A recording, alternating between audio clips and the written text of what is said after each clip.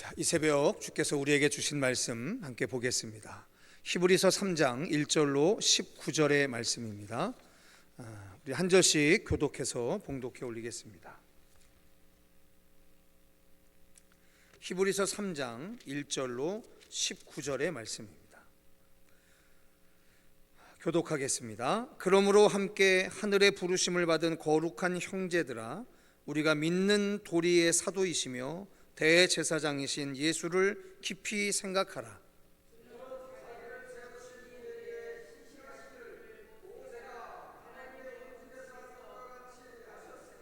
그는 모세보다 더욱 영광을 받을 만한 것이 마치 집 지은 자가 그 집보다 더욱 존귀함 같으니라.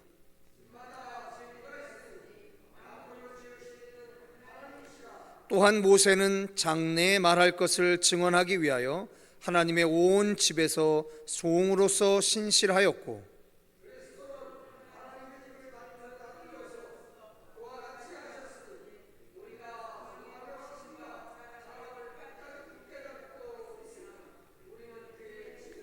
그러므로 성령이 이르신 바와 같이 오늘 너희가 그의 음성을 듣거든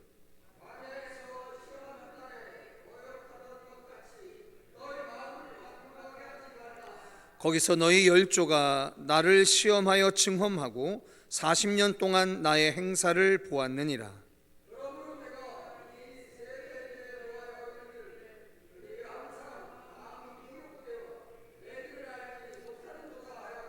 내가 노하여 맹세한 바와 같이 그들은 내 안식에 들어오지 못하리라 하였느니라.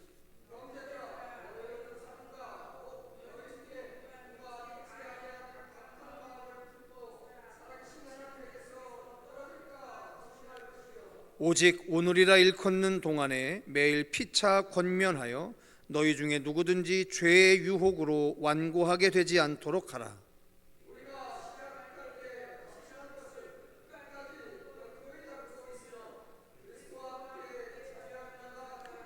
성경에 일렀으되 오늘 너희가 그의 음성을 듣거든 경노하시게 하던 것 같이 너희 마음을 완고하게 하지 말라 하였으니,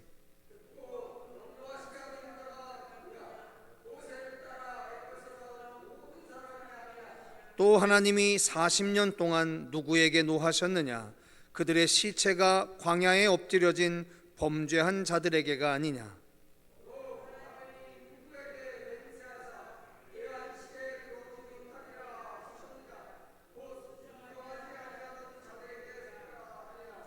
이로 보건대 그들이 믿지 아니함으로 능히 들어가지 못한 것이라. 아멘. 오늘 히브리서 3장 1절에서는 예수님에 대해서 다음과 같은 세 가지의 단어를 사용합니다. 참 특이하죠. 그 첫 번째가 바로 뭐냐면 어제부터 2장부터 반복되는 이야기인데요.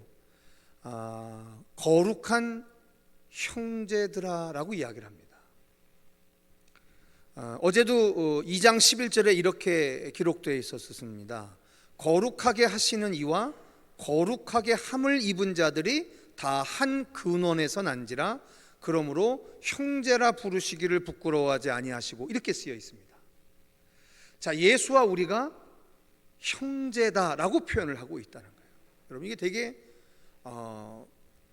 혁명적인 발상입니다. 사실은 하나님의 아들, 하나님의 아들이자 하나님이신 예수와 부르심을 입은 우리들이 형제라 이렇게 부른다라고 하는 거예요.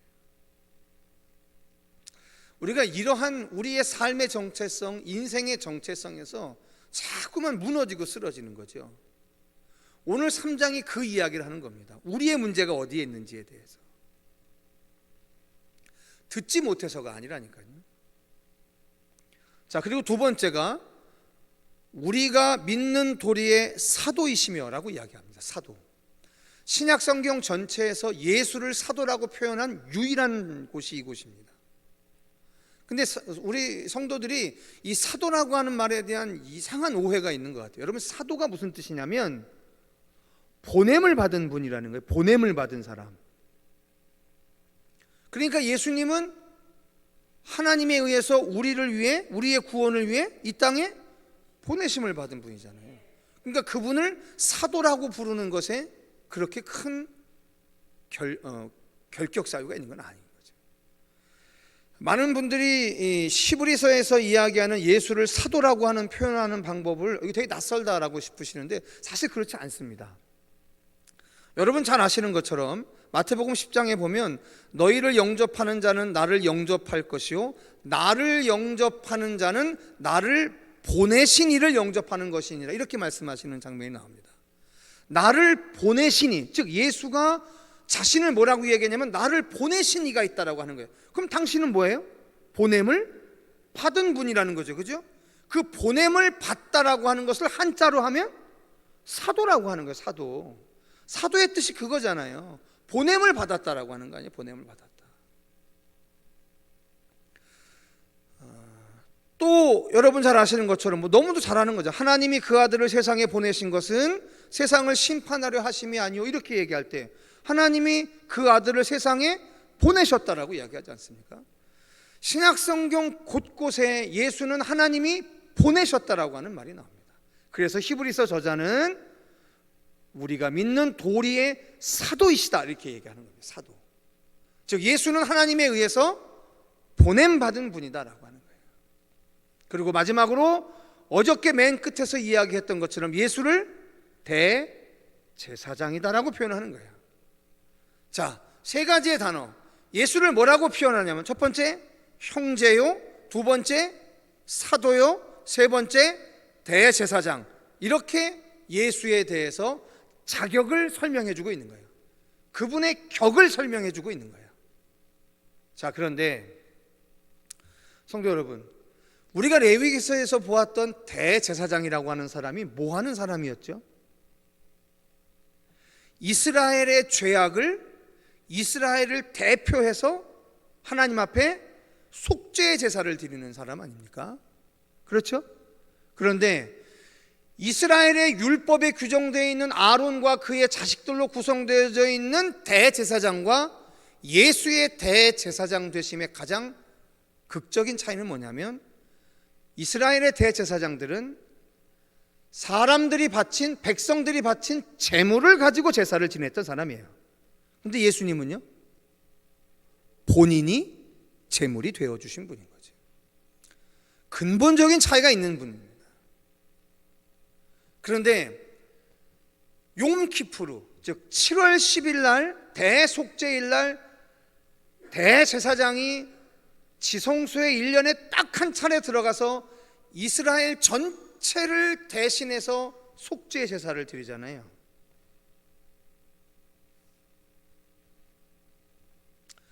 매년 그렇게 했습니다. 매년. 그런데 예수는 단 한 번에 자신을 제물로 드림으로 말미암아 자, 예수님이 제물이 되려면 예수님 자신이 제물이 되려면 반드시 필요한 조건이 있어요. 그게 바로 뭐냐면 아무 흠 없고 죄 없어야 하는 거죠. 그죠? 근데 인생 중에 유일하게 아무 흠 없고 죄 없는 유일한 존재가 누구시냐면 예수시잖아요. 그래서 예수가 친히 제물이 되어주신 그 십자가의 제사는 단 한 번이지만 영원하고도 완전한 제사였다라고 합니다.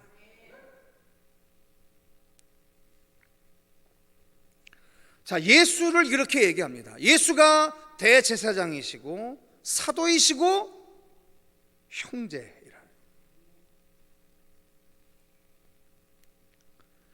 그래서 이걸 유대인들이 용납하지 못했던 거죠. 어떻게 우리를 구원할 그리스도가, 우리를 구원할 메시아가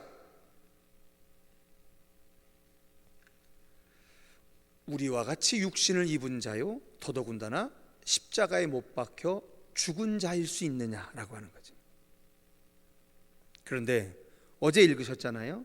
자녀들은 혈과 육에 속하였음에 그도 또한 같은 모양으로 혈과 육을 함께 지니심은 죽음을 통하여 죽음의 세력을 잡은 자 곧 마귀를 멸하시며라고 이야기하지 않습니까? 우리 인생이 하나님으로부터 멀어지게 하고 하나님으로부터 떨어지게 하는 가장 근본적인 이유, 죽음에 대한 공포, 죽음에 대한 두려움, 죽음은 다 끝난다라고 하는 이것으로부터 말미암는 그 사람들의 근원적인 죄의 원인을 제거하기 위해서 바로 그 죽음을 멸하시려고 하나님이신 예수가 친히 죽으셨다라고 합니다. 그분이 죽으셔야만 그 죽음의 권세를 무찌를 수 있었던 거예요. 왜냐? 죄의 삭은 사망인데 죄 없는 분이 죽으셨으니 그 원칙이 다 깨진 거죠. 죄 없는 분을 죽이면 안 되는 건데, 원래 사망은 죄의 삭신 건데 죄 없는 분을 죽이셨으니 그분이 그 죄의 권세를 깨뜨리게 되는 거예요.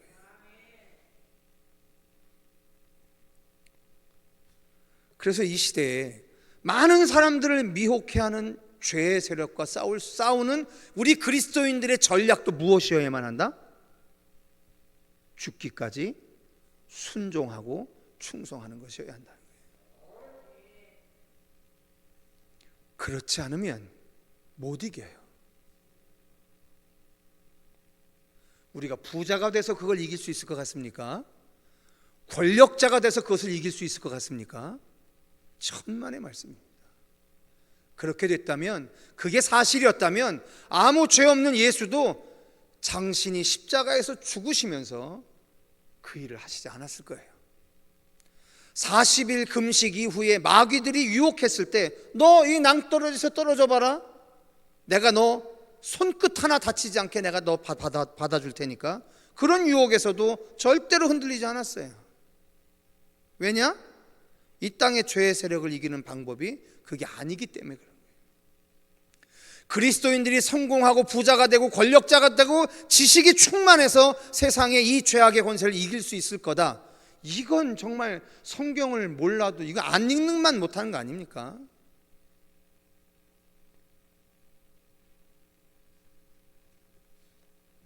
자, 그런데 여기에 어제 2장에서 보셨던 것처럼 이 사람들은 천사가 구원을 중개해주는 존재라고 생각해요. 그래서 천사를 숭배한 거예요. 딴 게 아닙니다. 천사가 우리의 구원을 중개해줄 수 있다라고 생각하니까 천사를 숭배하는 거예요. 근데 똑같은 이유로 그들은 모세도 우리의 구원을 중개해줄 수 있다라고 생각했던 겁니다. 그래서 그들은 천사 숭배와 더불어 모세 숭배를 했던 거예요. 마치 이 시대의 가톨릭 교인들이 뭘 하고 있는 것처럼, 마리아가 구원을 중재해 줄 수 있는 존재인 것처럼 마리아를 숭배하는 것과 똑같은 거예요. 천사 숭배, 모세 숭배, 마리아 숭배 다 똑같은 궤에 있는 겁니다. 예수가 아닌 다른 무언가가 우리의 구원을 중개해 줄 수 있다고 생각하는 거예요. 선행도 마찬가지인 거죠. 우리가 이 미혹됨과 영원히 싸우는 거예요.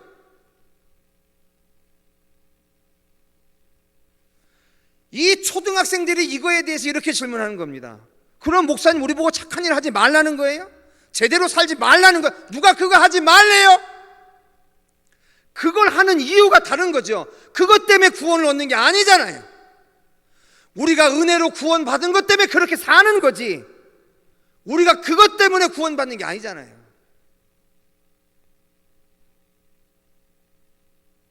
이 사실에서 미혹되니까 뭐 교회에 다니면서도 교회에 구원이 없다, 교회 교인들이 세상보다 못하다, 맨 이런 소리 하고 다니는 거 아니에요?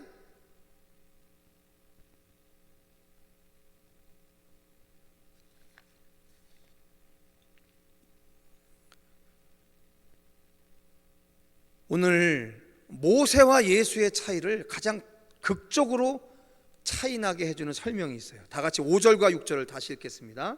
5절부터 읽겠습니다. 시작. 또한 모세는 장래에 말할 것을 증언하기 위하여 하나님의 온 집에서 종으로서 신실하였고, 그리스도는 하나님의 집을 맡은 아들로서 그와 같이 하셨다. 됐습니다. 자, 여기에 결정적인 모세와 예수의 격의 차이를 나타냅니다. 모세는 뭐냐면 하나님의 온 집에서 종으로서 신실했대요. 집에서 종으로서 신실했대요. 그런데 예수는 하나님의 집을 맡은 아들이라고 이야기합니다. 전혀 다른 이야기예요. 전혀 다른 이야기예요. 집에서 일하는 사람하고 집을 맡은 자하고는 하늘과 땅 차이의 이야기.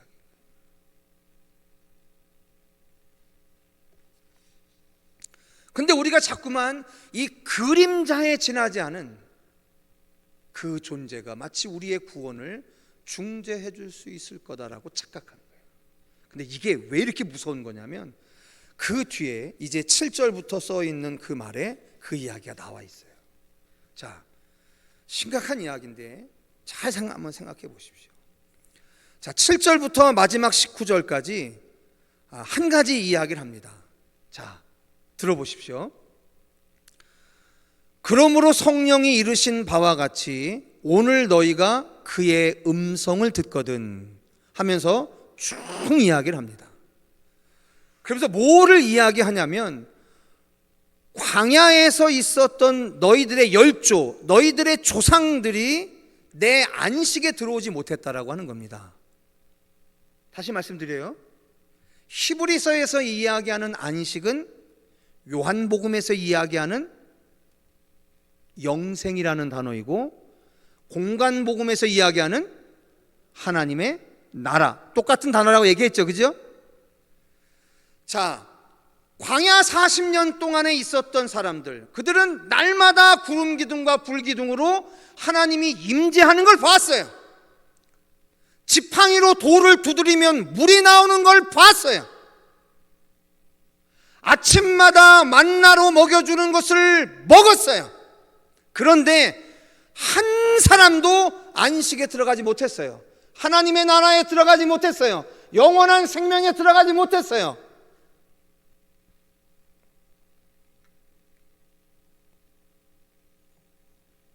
그들은 다 광야에서 시체로 엎드려졌어요.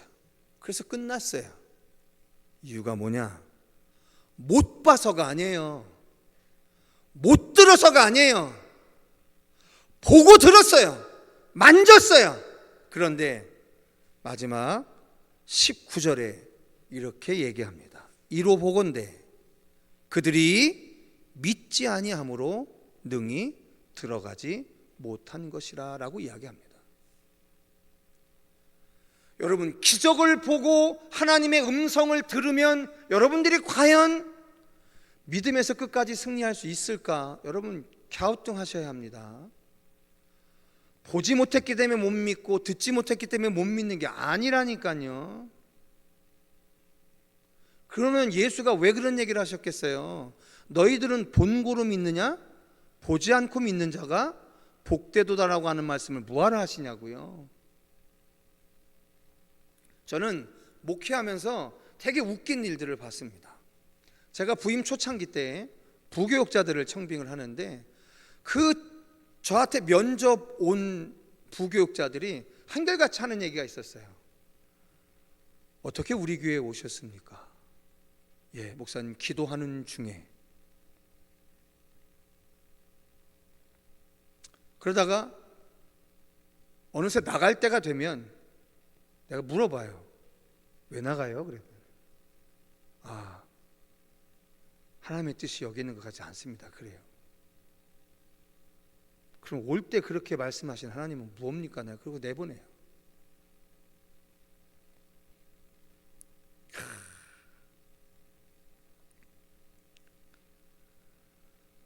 저 우리 교회 처음에 왔을 때요, 우리 성도들 중에 저 이런 얘기 많이 들었습니다. 목사님이 이 우리 교회에 오신 것은 하나님의 뜻이라고. 전 그런 줄 알았어요. 근데 시간이 지나니까 사람의 마음이 변화돼요.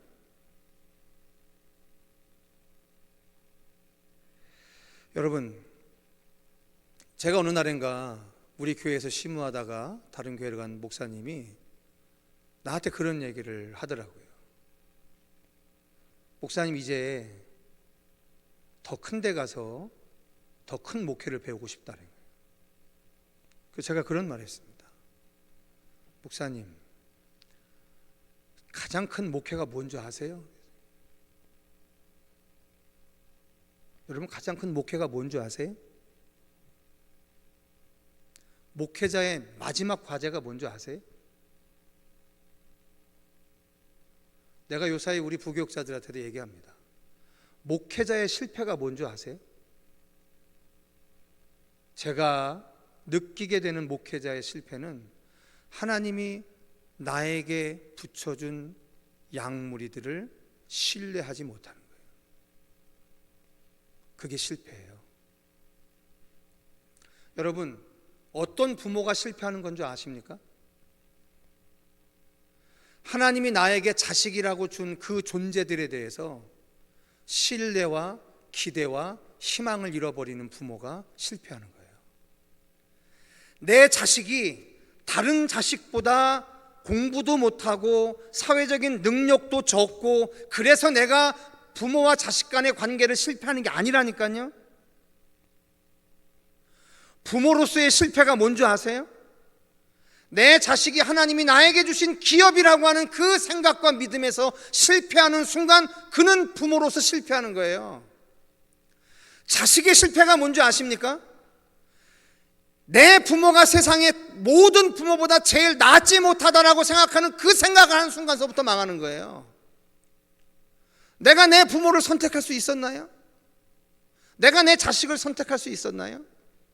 근데 우리가 내 자식을 내 모든 것을 다 바쳐서 내 부모를 내 모든 것을 다 바쳐서 효도하고 자애할 수 있는 가장 근본적인 이유는 뭐냐면 그게 내 부모고 내 새끼고 결코 어떤 것으로도 대체할 수 없는 존재라는 사실을 믿기 때문에 기르고 봉양하는 거 아닙니까? 근데 이 시대에 그 관계가 너무 쉽게들 깨져요.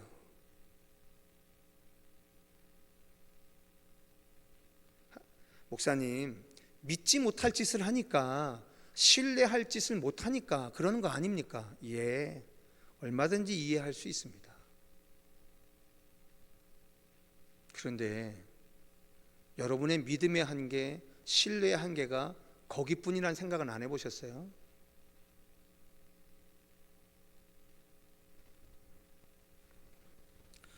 오늘 3장에 유독 반복하는 부사어가 있어요. 오늘이라는 단어. 왜 이렇게 오늘이라는 단어를 반복하느냐? 우리에게 모든 믿음의 날들의 믿음의 싸움의 단위는 다 오늘이라는 거예요. 오늘 싸우고 또 오늘 싸우고 또 오늘 싸우는 거예요. 날마다 오늘을 싸워내는 거야.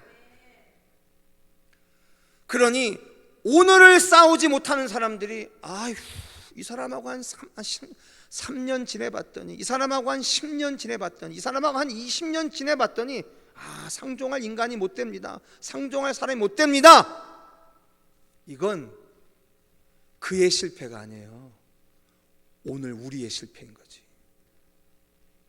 우리의 만남이 의도된 만남이 있습니까? 여러분 청계열린교회 교인이 된 게 여러분 의도된 만남이었었습니까?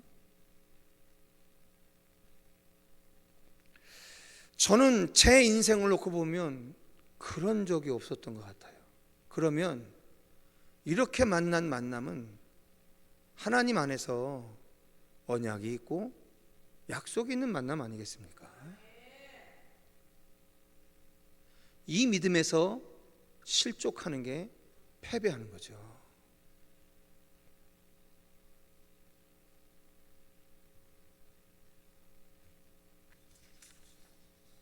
말씀 마칠까 합니다. 성도 여러분,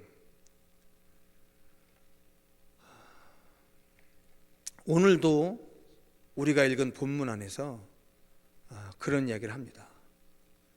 오늘. 그리고 나중에 10장에 가면 이런 말을 합니다. 모이기를 패하는 어떤 사람들의 습관과 같이 하지 말고 오직 권하여 그날이 가까움을 볼수록 더욱 그리하자라고 이야기합니다. 우리의 믿음의 싸움이 날마다 진행이 됩니다. 이 날마다 싸움되어지는 이 싸움에서 우리가 이길 수 있는 유일한 방법은 영원하신 언약의 말씀 앞에 우리를 날마다 세워내야 하는 거예요. 예배자의 자리에 늘 세워내야 하는 거예요. 그렇지 아니하면, 말씀이 아니하면, 성령이 아니면 오늘 우리의 믿음의 싸움은 반드시 불신으로 끝날 수밖에 없습니다. 그러면 지게 되는 거예요. 오늘 우리들의 인생 안에, 믿음의 삶 안에 하나님이 주신 모든 만남들, 모든 일들, 모든 사건들은 우리의 만남이 무엇이 잘못되어서가 아니라 우리에게 일어나는 모든 일들을 통해 너희들의 믿음을 더욱더 견고히 하라고 하는 하나님이 주시는 은혜의 수단이요 방편인 거죠. 그래서 그걸 믿고 선언하고 싸워나가는 것, 그게 오늘 믿음의 과제인 겁니다. 부디 그 믿음의 싸움에서 영원히 승리하시는 저와 여러분, 우리 청계열린 교회 되시기를 주님의 이름으로 축원합니다.